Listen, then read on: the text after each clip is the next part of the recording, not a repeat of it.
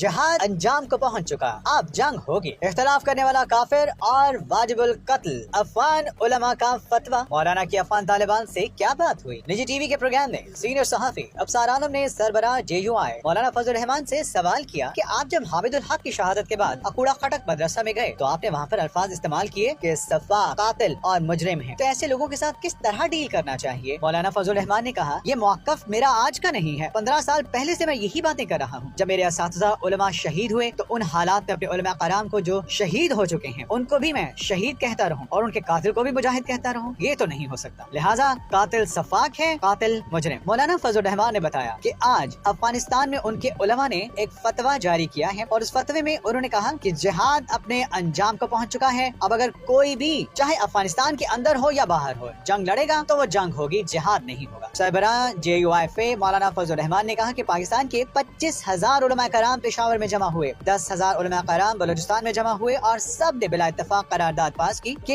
ये जो नई चीजें वजूद में आई हैं जिसमें आयन की नफी है, असलहा है, बारूद है, इन सब चीजों से हमने ताल्लुकी का इजहार किया। फिर तमाम मकातब फिक्र ने लाहौर में ऑल पार्टीज कॉन्फ्रेंस में इत्तेफाक किया कि इस निजाम के इस्लाह के लिए जिद्दोजहद जारी रखेंगे। वफाकुल मदारिस ने पूरे मुल्क से 150 उलमा कराम बुलाए और उन्होंने पाकिस्तान के अंदर चाहे दीनी मकासद के लिए ही असलहा उठाकर जंग करना गैर शरई तक कह दिया था। ये इंतहा पसंदी है कि अगर मेरे नुक्ता नजर से आपको इख्तलाफ है, आप वाजिबुल कत्ल हैं। नुक्ता नजर का इख्तलाफ हो सकता है, हमें एक दूसरे को गुंजाइश देनी चाहिए। ये नहीं कि मैं आपसे इख्तलाफ करूं और वाजिबुल कत्ल काफिर हो जाऊं। मौलाना फजल रहमान ने मजीद कहा कि मेरे अफगानिस्तान दौरे से कबल वजारत खारिजा में हमें ब्रीफिंग दी गई कि ये मसाइल हैं जिन पर आपको इनसे बात करनी है और हम समझते हैं कि इनको हल होना चाहिए। तो जब मैं गया तो मैंने तमाम इश्यूज पर बात की और मसाइल भी हल किए।